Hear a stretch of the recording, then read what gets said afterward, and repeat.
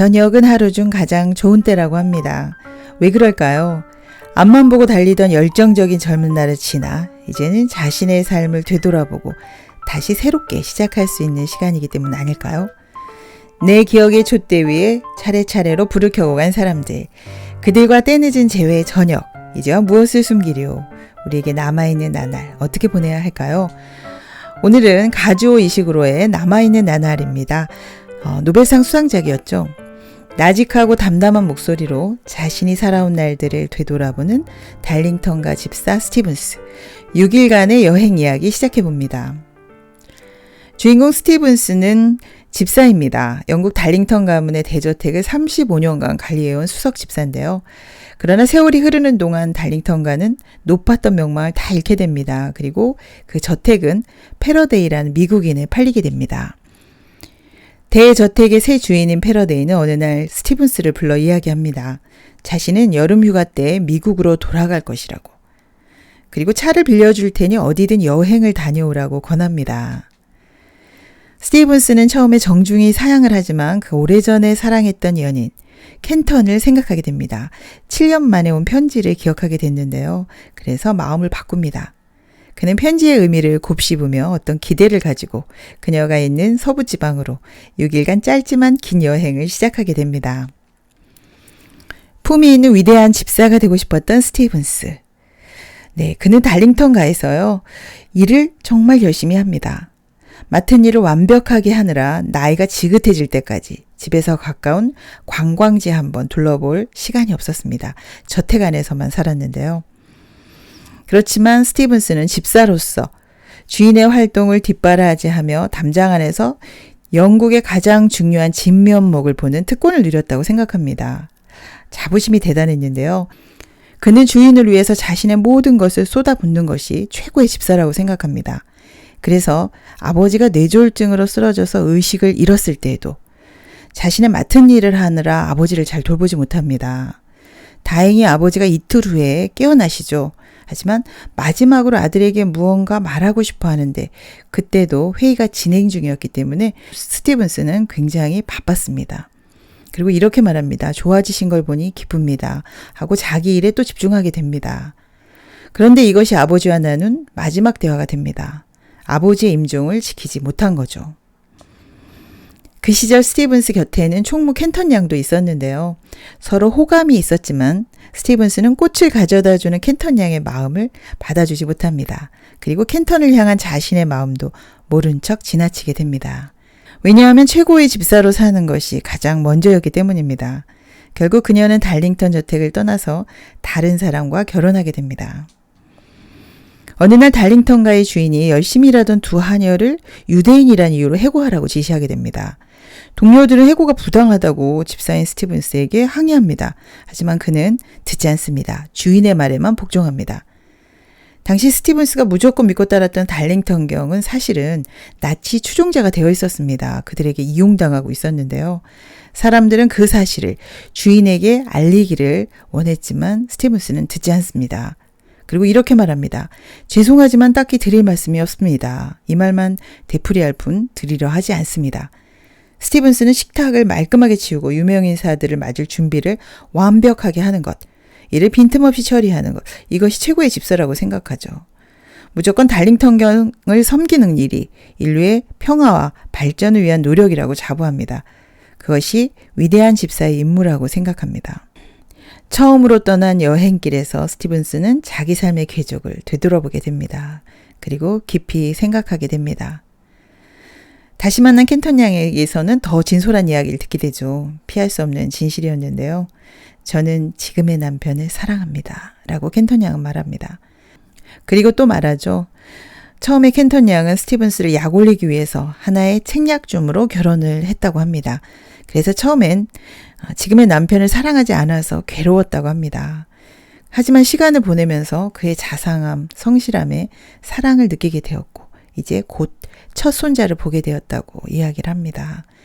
그리고 그녀는 스티븐스에게 질문합니다. 당신은 어떤가요? 달링턴가로 홀로 돌아가면 당신에겐 어떤 미래가 기다리고 있을까요? 스티븐스의 가슴은 갈기갈기 찢기고 맙니다. 그에게 남아있는 것은 아무것도 없기 때문이죠. 위대한 집사가 되기 위해서 열심히 달려왔지. 자기에게 남은 것은 없었습니다. 하지만 그는 대답합니다. 일. 그 다음에 또 일이 기다리고 있겠죠. 인생의 황혼역, 자신의 삶의 진실을 만난 스티븐스. 그는 낯선 노인 앞에서 결국 눈물을 흘리게 됩니다. 긴 세월 그분을 모시면서 내가 뭔가 가치 있는 일을 하고 있다고 믿었어요. 최고의 집사라고 생각했습니다. 노인은 그때 스티븐스에게 자신이 쓰던 손수건을 건네주면서 말합니다. 하루 중 저녁이 가장 좋은 때요. 당신은 하루 일을 끝냈어요. 이제 다리를 쭉 뻗고 즐겨요. 저녁은 사람들이 하루 중에 가장 좋아하는 시간입니다. 스티븐스는 새롭게 다시 마음을 먹게 됩니다. 이제 열심히만 살지 않겠다고. 새 주인이 감탄할 만한 유머 기술도 발전시키겠다고. 이렇게 결심을 하게 됩니다. 이게 소설의 마지막 장면입니다. 네, 우리도 스티븐스처럼 이렇게 잘 살기 위해서 나름 소신을 가지고 살아왔습니다. 이렇게 살아야 해, 저렇게 살아야 해. 하지만 그 소신은 종종 우리를 얽어매는 규칙과 법이 되어버릴 때가 참 많았습니다. 그래서 어느 날 지난 삶을 되돌아보면요. 자신이 그 법에 매여서 오히려 편협한 삶을 살았다는 것을 발견하게 됩니다. 스티븐스가 위대한 집사가 되기 위해서 소중한 것들을 다 잃었던 것과 마찬가지죠. 자신의 지난 삶이 빈 껍데기와 같았음을 고백하는 것, 그것과 같은 이야기입니다. 지금까지 스티븐스는 품위 있는 위대한 집사 되려고 앞만 보고 달려왔습니다. 그 목표가 그런 어떤 틀에 가두게 되었는데요. 곁에 있는 사람들이 아플 때 같이 슬퍼하지 못하고 그리울 때 그리워하지 못하게 했다는 것을 그때는 그가 알 수가 없었습니다. 그래서 사랑하는 사람 마음도 그리운 사람 마음도 모두 없는 것처럼 지나치고 일만 하고 살았는데요. 그는 유대인 한요를 비롯해서 여러 사람들의 고통도 지나칠 수밖에 없었습니다. 사랑하는 사람들도 다 떠나가게 했죠.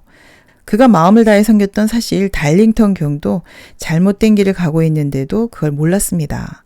아니 알려고도 하지 않았죠. 왜 그랬을까요? 자신이 최고의 집사라고 잘 살고 있다고 자부하기 때문이었죠.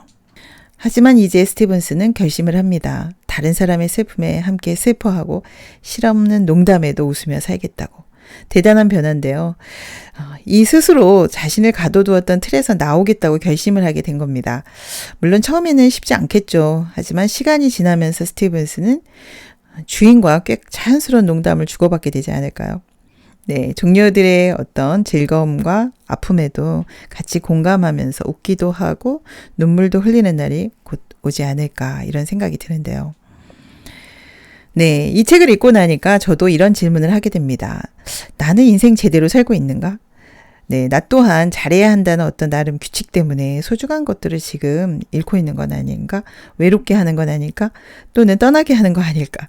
네, 많은 생각이 듭니다. 아직도 내 삶에는 불필요한 규칙들이 곳곳에 소소하게 많이 배어 있습니다. 이것이 삶을 편협하게 한다는 거 이 책을 통해서 알게 되었는데요.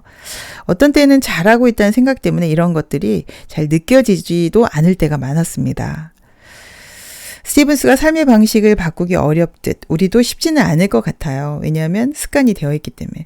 하지만 그래도 스티븐스를 떠올리면서 힘들 때 한번 힘들다고 하고 옆 사람의 슬픔에도 함께 울기도 하고 도움을 청하기도 하고 돕기도 하고 그리운 마음 표현하면서 살 수 있는 좋은 기회를 준 책인 것 같습니다.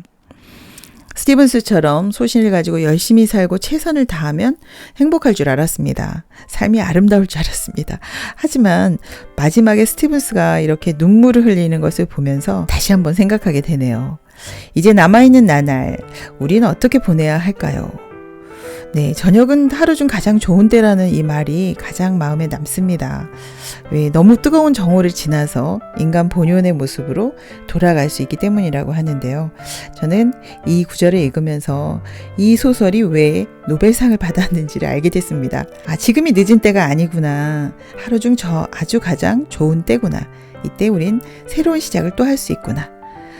진정한 행복을 찾기 위해서 여행을 다시 시작할 수 있다는 이 소망을 주는 이 말이 너무 감동이었습니다. 가장 좋은 저녁 시간. 여러분은 무엇을 새롭게 하고 싶으신가요? 지금 곁에 있는 사람들의 슬픔에 함께 울기도 하고 웃기도 하고 도움을 청하기도 하고 돕기도 하고 그리운 마음도 표현하고 네, 오늘은 꼭 표현해 보시면 어떨까요?